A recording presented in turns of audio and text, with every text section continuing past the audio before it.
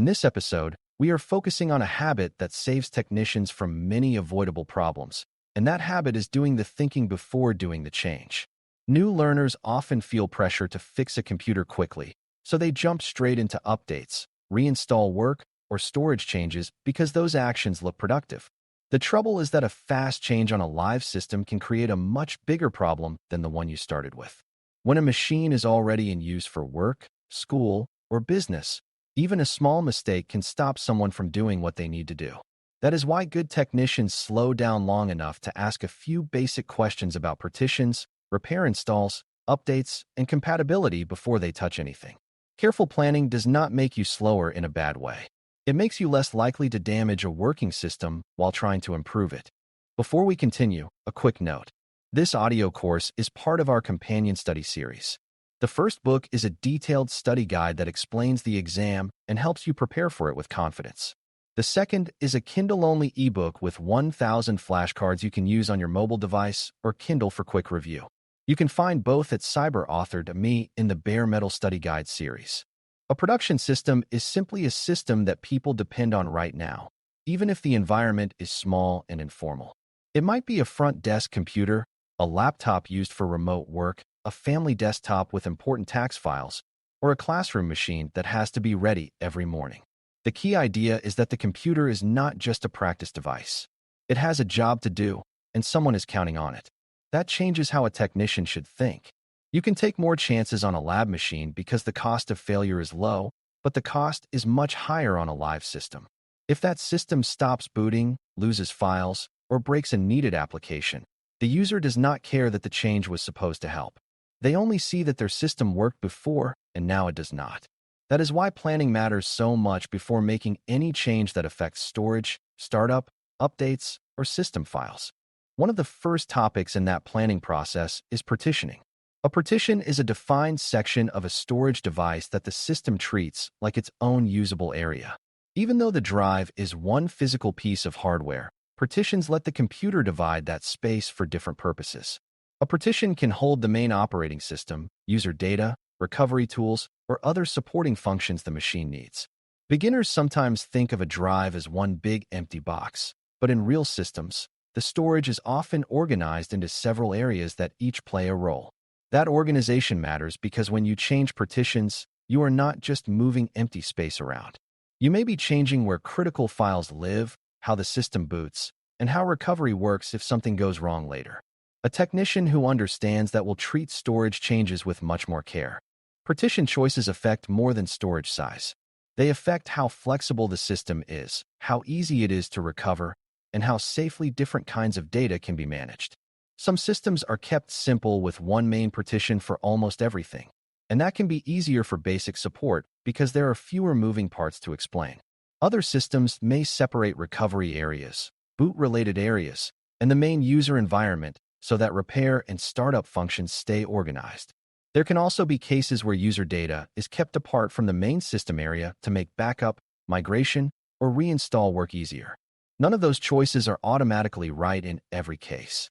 A technician needs to think about the purpose of the machine, the way it is used, and the level of complexity the environment can support. For a beginner, the important lesson is that partitioning is not just about dividing space. It is about shaping how the computer will behave and how safely it can be supported later. Because partitions are so important, changes to them carry real risk. If a technician deletes the wrong partition, formats the wrong area, or changes the size of the wrong section of a drive, the result can be missing data, startup failure, or an unusable system. Even when the plan sounds simple, the risk is not always simple. A live system may have hidden recovery areas, system-reserved space, or older storage layouts that are easy to misunderstand if you rush.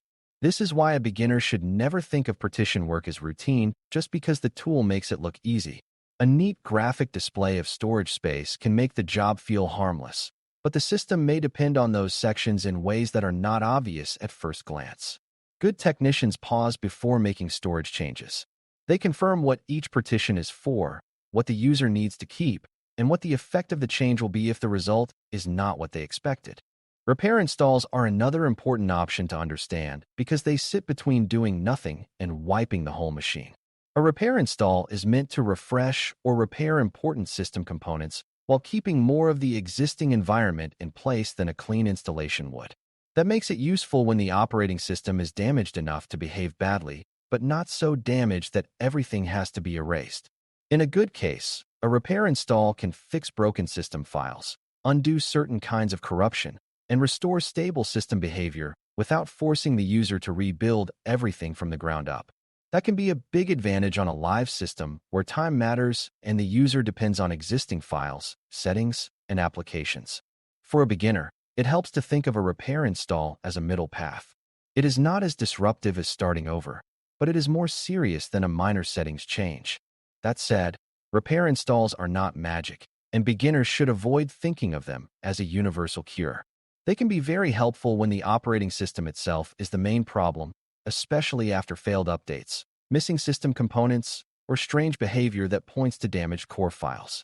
But a repair install may not solve a failing storage drive, a hardware problem, or damage that goes beyond the operating system into the user's data and applications. It also may not be the right answer if the machine is already so unstable that preserving the current state is more risk than benefit. A technician has to ask whether the goal is repair or reset. If the existing system is worth saving, a repair install may make sense. If the system has too much damage, too many old problems, or too little trust left, a more complete reinstall may be the safer choice. Good support work comes from matching the tool to the kind of problem you really have. Update planning is another area where technicians can either prevent trouble or create it. Updates are important because they can improve security, fix bugs, support new hardware, and keep the system in a supported state. At the same time, every update is still a change, and every change carries some level of risk. A beginner mistake is to think that updates are always small and harmless just because they are common. Some are minor, but others change system behavior, replace drivers, adjust startup processes, or affect the way applications interact with the operating system. On a home computer, that may be inconvenient. On a live work system, it can interrupt real tasks and frustrate users who expected the machine to be ready. That is why technicians plan updates instead of treating them as an afterthought. They think about timing, expected impact, and what could break if the update does not go well. The timing of updates matters more than many new technicians expect. A change that seems safe at noon on a quiet test machine may be a poor choice at the start of a busy workday on a critical office system. If a restart is required, if the update takes longer than expected, or if something fails halfway through, the user may lose access right when they need the device most. This is why experienced technicians think about maintenance windows, user schedules, and how much interruption the system can tolerate. They also think about what kind of update is being applied. A routine fix may carry less concern than a major operating system revision or a change that touches drivers and hardware support. The lesson here is simple. The right update applied at the wrong time can still become a bad support decision. Good planning does not just ask whether the update is needed. It also asks when the system can safely absorb that change. Compatibility checks are just as important as the update itself. Before making changes to a live system, a technician should think about whether the computer, its software, and its connected devices are ready for what is about to happen. That includes basic things like storage space and memory, but it also includes the less obvious issues that create support calls later. Will the user's important applications still work after the update or repair work? Will the printer, scanner, or security software still behave normally? Will an older business tool continue to run, or is it tied to a version of the system that the change may disrupt? These are not advanced questions reserved for large companies. They matter anywhere people rely on stable computers. A beginner who learns to ask compatibility questions early will avoid many common mistakes, especially the mistake of fixing one problem by creating 3 new ones that the user never had before. Software compatibility is only part of the picture. Hardware and support tools matter too.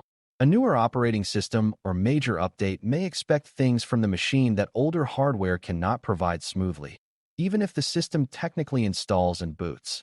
That can leave the user with a sluggish computer, missing features, or unreliable device support. Drivers also matter because the operating system needs a dependable way to communicate with printers, wireless adapters, graphics hardware, and other components. If those support pieces do not line up well with the change system, the machine may feel worse after the update than it did before. A beginner should remember that successful change is not measured by whether the screen says complete. It is measured by whether the machine still does its real job afterward. If the computer boots, but the user cannot print, connect, or run their main software, then the change was not truly successful. Risk reduction starts before the first click. A careful technician makes sure important data is protected, that there is a reasonable recovery path, and that the current state of the system is understood as well as possible. That may mean confirming that backups are current, checking that critical files are not stored in only one place, and making sure someone knows what the machine looked like before changes began. It also means paying attention to warning signs. If the drive is already failing, if the system is crashing often, or if the machine shows signs of deeper hardware trouble, that changes how safe it is to proceed with updates or repair work. For beginners, this is a very important mindset. Support is not only about knowing what change could help. It is also about knowing when the conditions are too risky for a normal change, and when you need to protect data and stability first. Another strong habit is making one clear change at a time whenever possible. When technicians rush, they sometimes update the operating system, change storage layout, remove software, and adjust drivers all in one stretch. If the system fails afterward, it becomes much harder to tell what caused the problem. On a live system, that creates confusion and slows recovery because you are no longer troubleshooting one change. You are untangling several changes that may be affecting each other. Beginners can avoid a lot of pain by keeping their thinking orderly. Decide what problem you are trying to solve. Choose the least disruptive change that reasonably fits that problem, and then check the result before moving on to something else. That simple discipline makes support easier and safer. It also builds trust because users can see that you are working carefully instead of making broad changes and hoping the machine sorts itself out.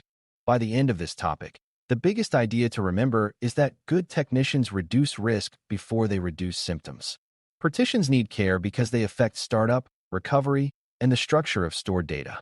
Repair installs can be useful because they offer a way to fix system problems without fully starting over, but they only make sense when the existing environment is still worth preserving. Updates are important, but they should be planned around timing, impact, and user needs instead of applied blindly. Compatibility checks matter because a working computer is more than a booting operating system. It is a whole set of applications, devices, and workflows that need to keep functioning after the change is done. When you plan first and act second, you protect the system, the user, and your own credibility. That is one of the clearest signs that a beginner is starting to think like a real technician. Thanks for listening. For more audio courses, daily newsletters, and more, please visit DailyCyber.News.